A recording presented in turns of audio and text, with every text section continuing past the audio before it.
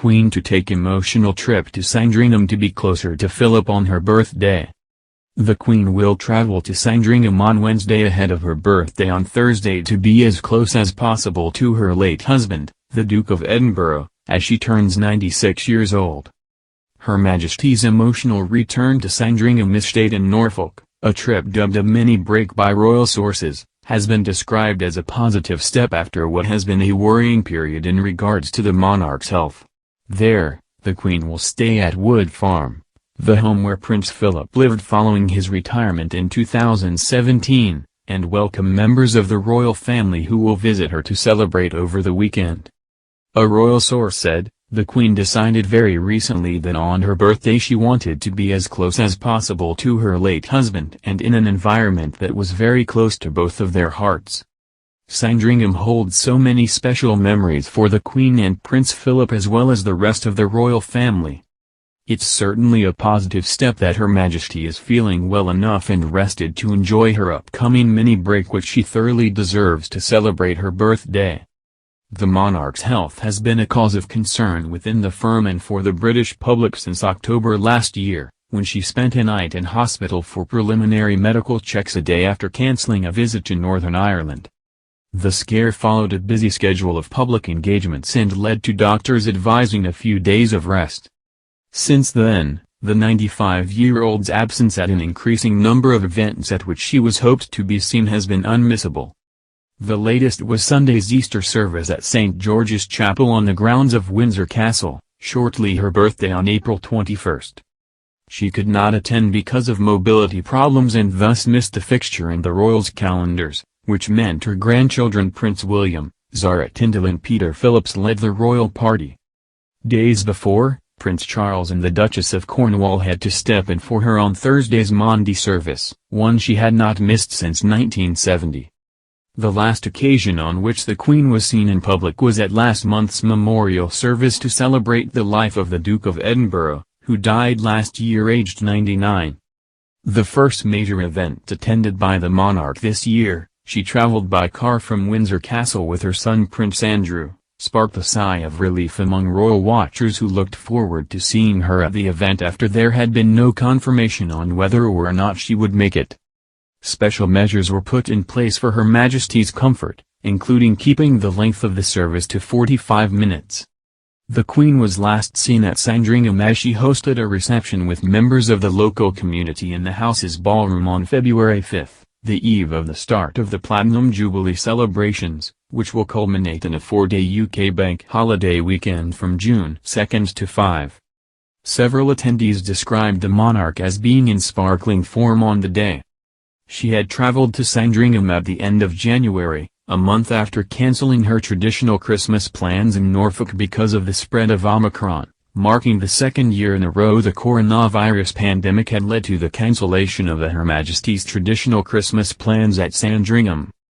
Before COVID, the Queen had spent 32 consecutive Christmases at the home with family members. A royal source said of the forthcoming trip, "All the staff at Sandringham can't wait to welcome Her Majesty and wish her a happy birthday."